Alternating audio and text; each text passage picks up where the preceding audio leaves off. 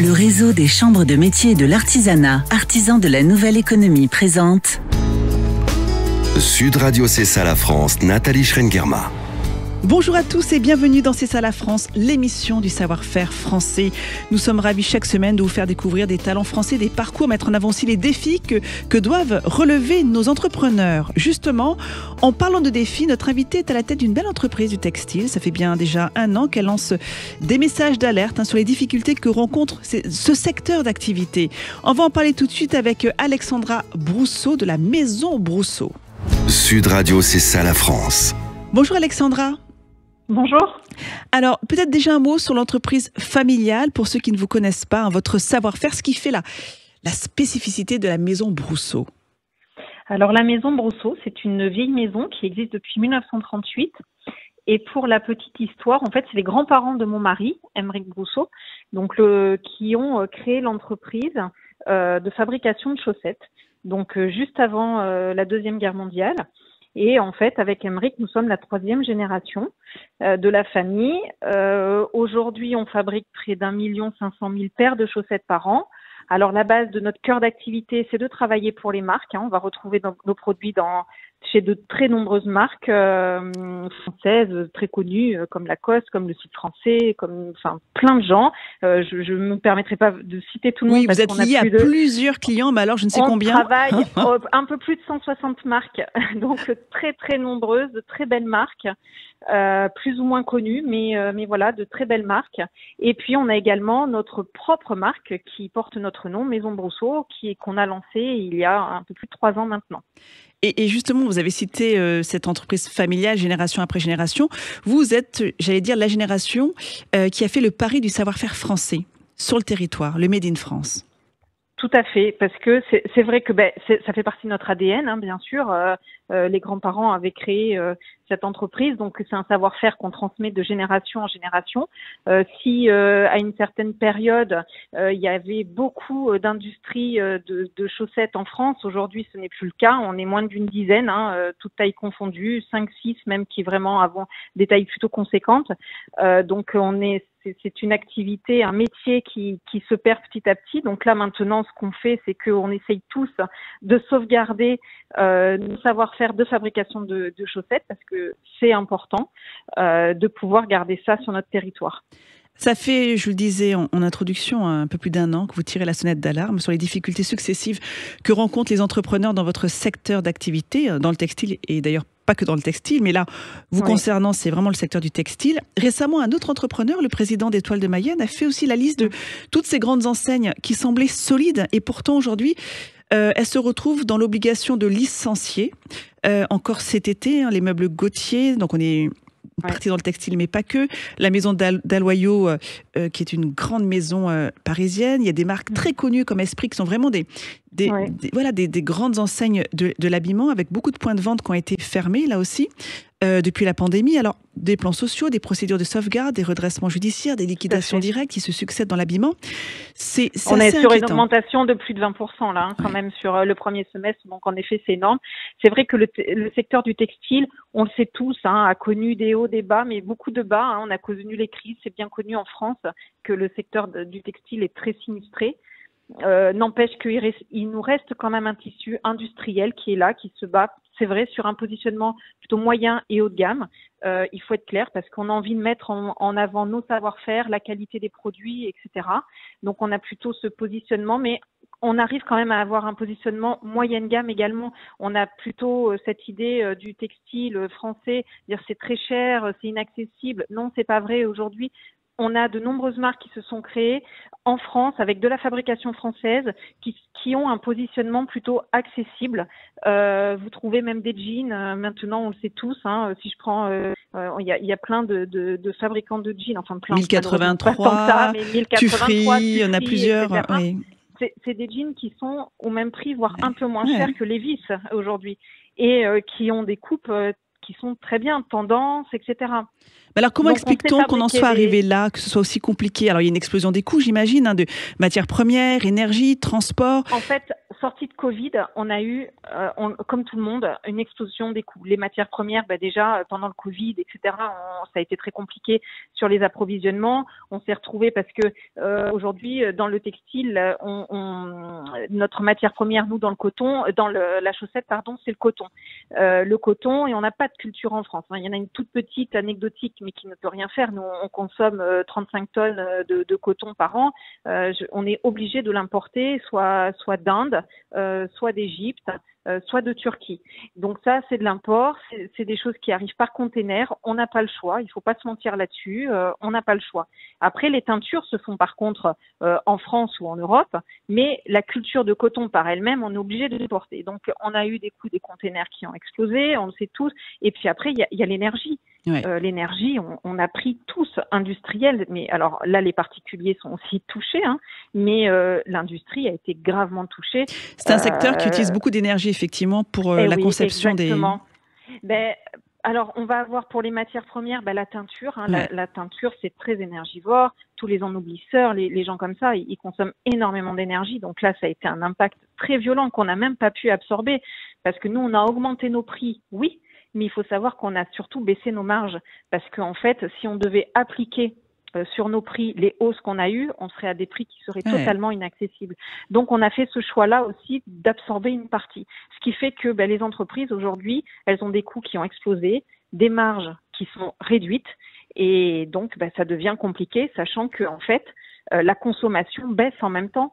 Parce que même si pendant la période, justement, on revient encore à cette période-là, mais qui était quand même assez marquante, qui est cette période de Covid, où on a, les gens ont pris conscience de l'importance de consommer local, que ce soit dans l'alimentaire ou dans les produits de tous les jours. On s'est dit, mais oui, mais ça, il faut qu'on arrête d'importer ça, on sait le faire en France.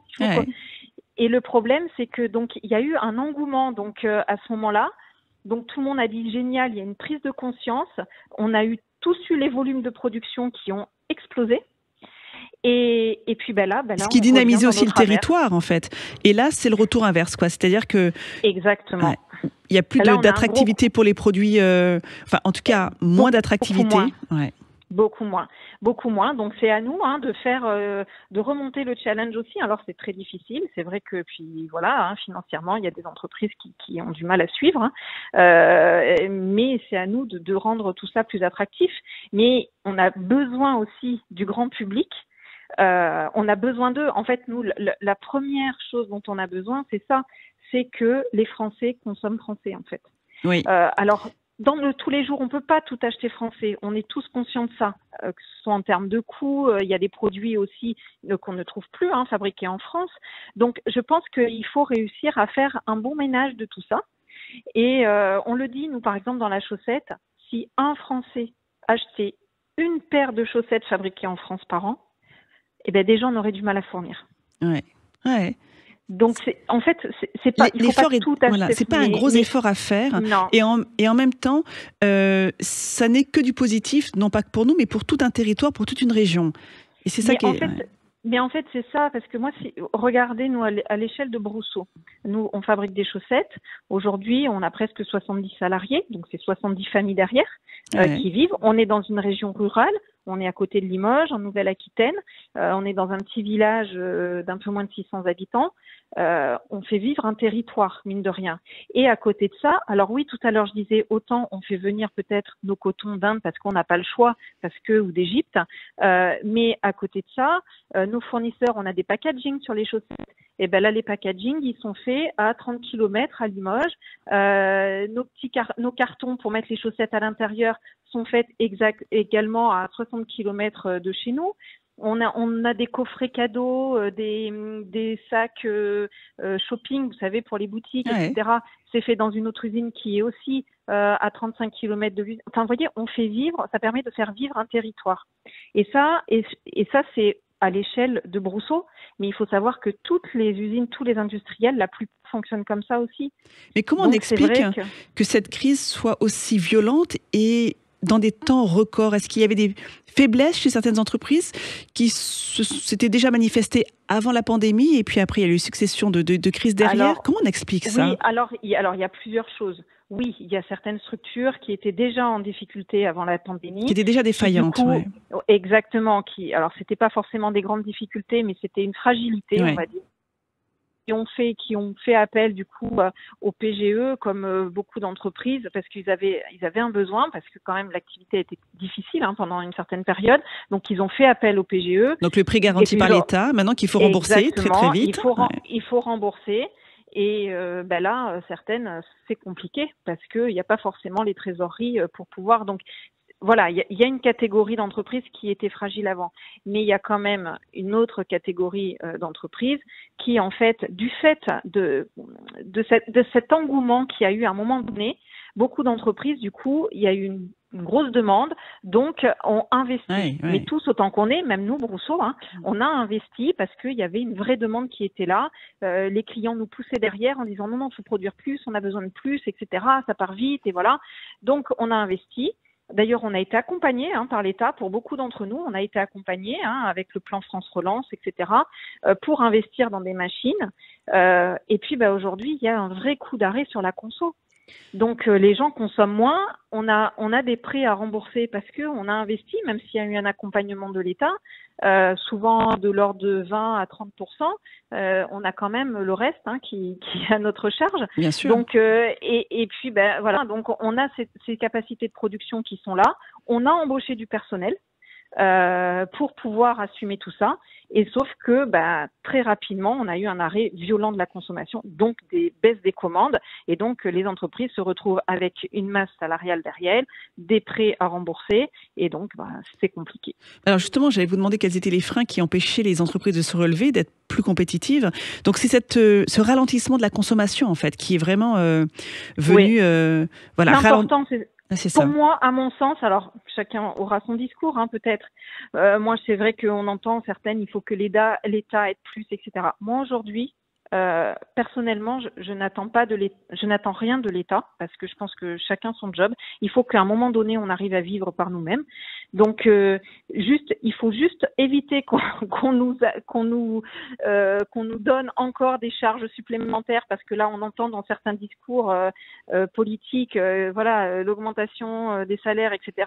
Bon, c'est encore un autre sujet, mais qui aujourd'hui nous fait très peur, parce que même si on est conscient qu'il faut que les gens gagnent plus, etc., pour un meilleur confort de vie, je crois qu'on est tous d'accord là-dessus.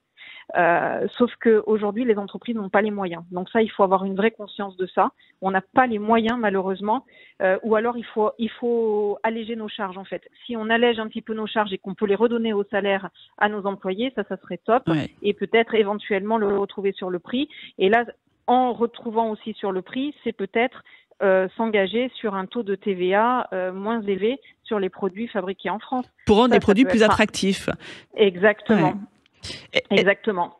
Mais ça, par contre, c'est là où le gouvernement pourrait nous aider, c'est sur ces sujets-là.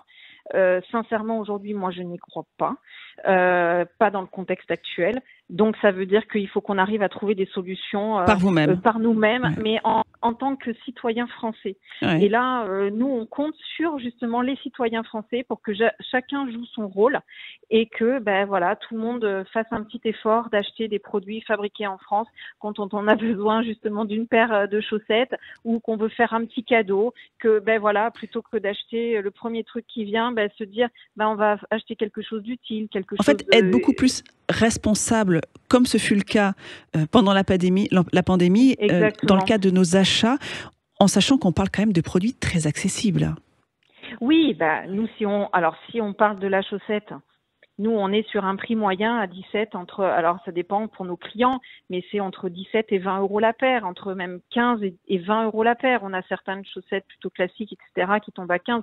Donc, c'est un produit de 15 à 20 euros la paire. Donc ça reste accessible, même si vous allez me dire mettre 15 euros dans une paire de chaussettes, oui, je suis d'accord, sauf que la paire de chaussettes, vous allez la garder plusieurs années, en fait. C'est ce que j'allais dire, c'est-à-dire que les chaussettes qui sont fabriquées en France, on a un soin particulier sur la fabrication parce qu'on est aussi conscient qu'on vend un produit plus cher et que nous, culturellement, on fait des produits de qualité. Ça fait partie de la culture française. Ouais. Donc c'est vraiment dépenser autrement. C'est-à-dire qu'il y a aussi cette envie de proposer des produits qui vont se garder longtemps. On n'est pas dans la fast fashion. C'est vraiment le côté consommons moins, mais consommons mieux. Ouais. C'est vraiment exactement ça. Mais voilà, c'est pour la chaussette Brousseau, mais c'est aussi pour les jeans, comme on le disait. Ça va être aussi pour le pot de fleurs que vous allez acheter dans votre jardin, que vous allez mettre sur votre terrasse. Et ben aujourd'hui, il y a des pots qui sont fabriqués en France. Voilà, en fait c'est tout. On arrive à trouver, c'est une veste, un gilet, on va avoir besoin d'un gilet, etc.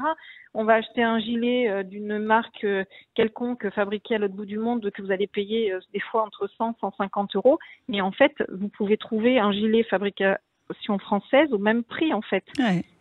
Et vous le rappeliez tout à l'heure, il suffit d'un achat d'une paire de chaussettes tous les combien pour une par an. Une par an pour que les entreprises retrouvent un rythme, on va dire, de fabrication et puissent réinvestir, continuer à être attractifs. Parce que on le sait bien, le problème, c'est qu'il y a aussi une évolution tellement rapide dans les codes de l'habillement, parce qu'il y a cette jeunesse aussi à capter, cette jeunesse qui est vraiment sur les produits toujours très tendance. Alors c'est vrai que c'est quelque chose qu'on entend. Alors moi, étant engagée aussi dans le milieu du textile, j'en parle aussi avec mes confrères. Ça, c'est un vrai travail. C'est à nous de faire ça aussi, de proposer des produits tendance. Après, il faut pas qu'on soit non plus trop à la pointe, parce que c'est vrai que il faut pas tomber dans ce côté fast fashion, vous voyez. Bien sûr. En se disant cette saison c'est cet imprimé là qui est tendance, donc on va le faire parce que non, parce que nous les gens qui vont acheter ils aiment les choses intemporelles qui vont pouvoir ressortir. Exactement. Donc il faut des valeurs sûres, des choses comme ça. Mais n'empêche qu'il faut à nous de travailler quand même certains imprimés, certains dessins, certaines couleurs qui puissent être plus attractifs. Peut-être sortir des grands basiques et de faire des choses. Mais on y arrive. Il y a un vrai travail là-dessus dans notre secteur et c'est top quand même. Et vous travaillez aussi avec beaucoup de clients qui sont très tendance auprès des jeunes. Hein. Donc vous fabriquez pour eux. Donc c'est vrai que vous avez cette facilité-là à vous adapter, à cette flexibilité. Parce qu'on le sait bien, c'est vrai que la mode, il y a aussi ce coup de cœur qui reste important. Comment vous faites pour rester motivé et optimiste justement quant à la sauvegarde de votre savoir-faire et surtout de toutes ces compétences précieuses sur le territoire?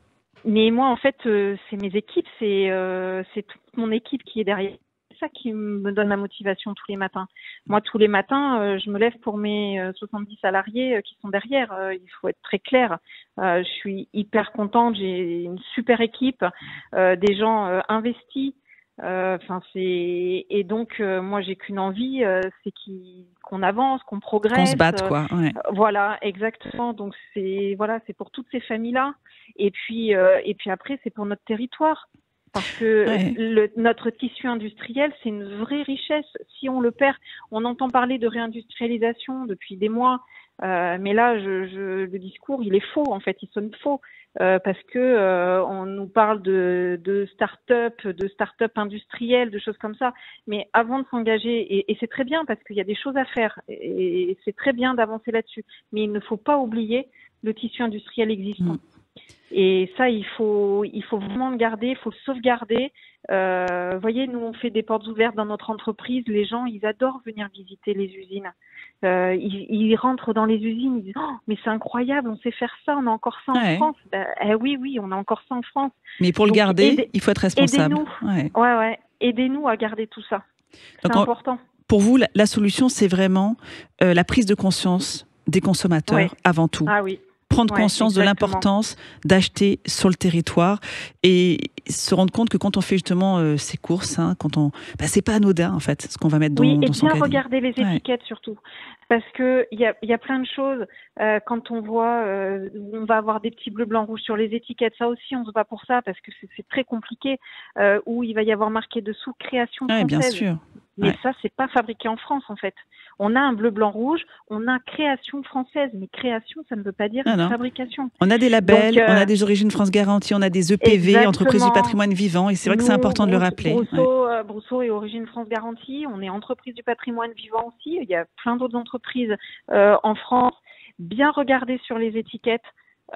l'origine de fabrication, la fabrication, ne pas s'arrêter au petit drapeau bleu, blanc, rouge parce qu'aujourd'hui il n'a plus de signification, même si justement nous on en parle quand on est justement quand on fait des rencontres un petit peu avec nos ministères, etc. et on leur dit que ça serait bien de légiférer à un moment donné sur ce sujet-là parce que ça prête à confusion.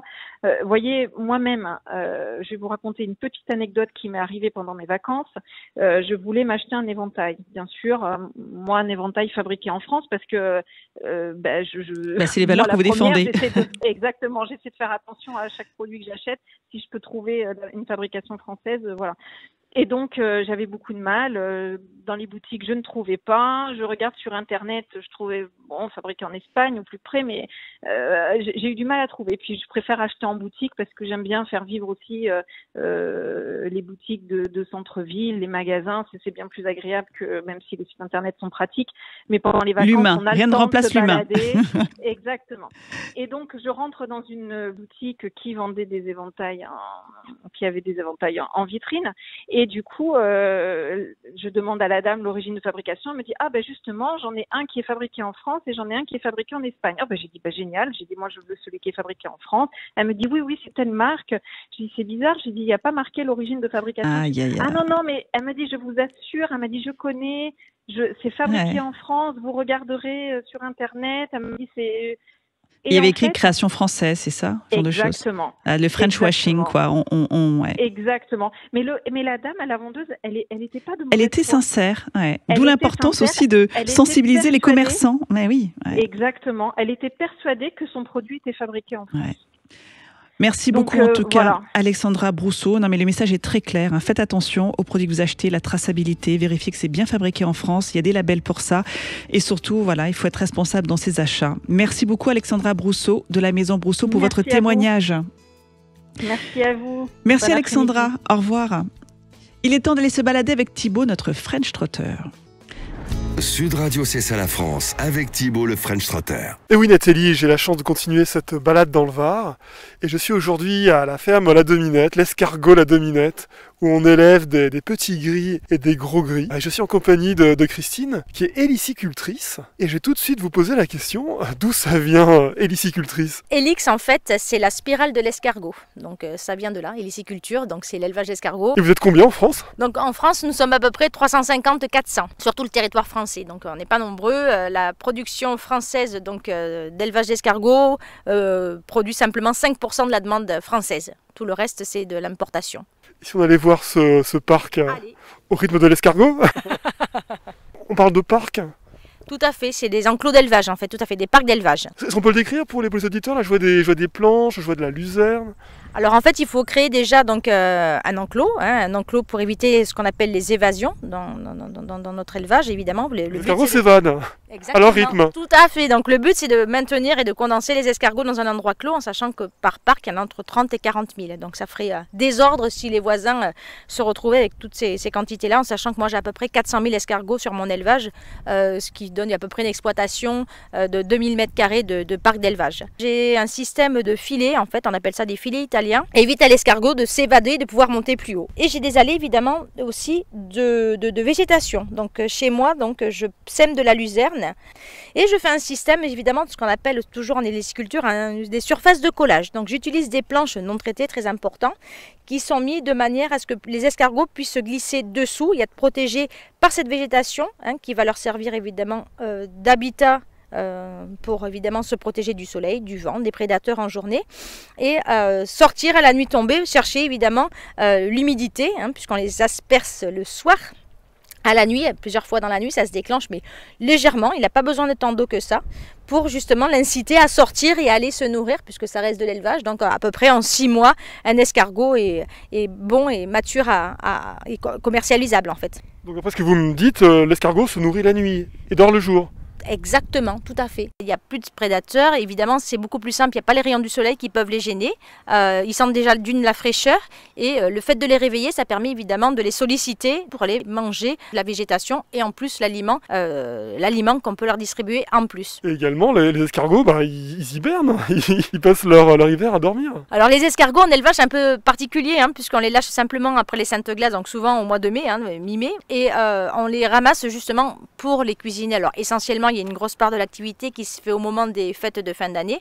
Donc on les ramasse maximum à l'automne. Les plus petits peuvent être gardés et conservés donc en chambre froide positive, hein, je m'entends pas, on va pas les surgeler évidemment, et les relâcher comme je fais moi sur l'exploitation, je les relâche un petit peu plus précocement. Donc souvent voilà, début avril, on peut relâcher ce qu'on appelle les fonds de parc. C'est ce qui permet de justement de repeupler certains parcs et d'avoir une première récolte sans attendre la fin de l'été. Vous parliez des préparations de fin d'année, justement, qu'est-ce que vous faites à partir de l'escargot? Parlez-nous de ces bonnes choses. Alors moi, évidemment, vous l'avez compris, j'aime ce que je fais. Il y a beaucoup de préparations à faire au niveau des escargots.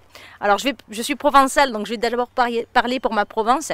On a une spécialité qui s'appelle donc les escargots, donc ce sont des petits gris à la sussarelle, donc c'est une sauce tomate rouge, une sauce tomate cuisinée, donc avec des escargots qui sont petits en calibre, qui ne sont pas décoquillés, courbouillonnés et que l'on insère dans une sauce tomate. Le plus connu évidemment, ça parle à tout le monde, ce sont les escargots farcis au beurre d'ail, hein, dans des coquilles.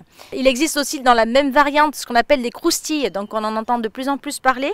Ça va être un petit biscuit qui a la forme d'une coquille d'escargot, mais ça va être une pâte plus croustillante. C'est vraiment sympa, très sympa pour l'apéro, hein, puisque c'est une bouchée. Ah, qu'est-ce que je fais encore Vous nous mettez l'eau à la bouche. Et tous ces produits sont en vente ici à la ferme. Tout à fait, je fais essentiellement de la vente directe, tout à fait. Et on peut venir aussi en été visiter et manger sur place. Voilà. Écoutez, je vous remercie infiniment Christine pour toutes ces précisions sur l'escargot et vous nous avez donné envie de visiter la ferme La Dominette. Quant à moi, je vais continuer ma petite balade dans le Var et je vous dis à la semaine prochaine pour une autre découverte.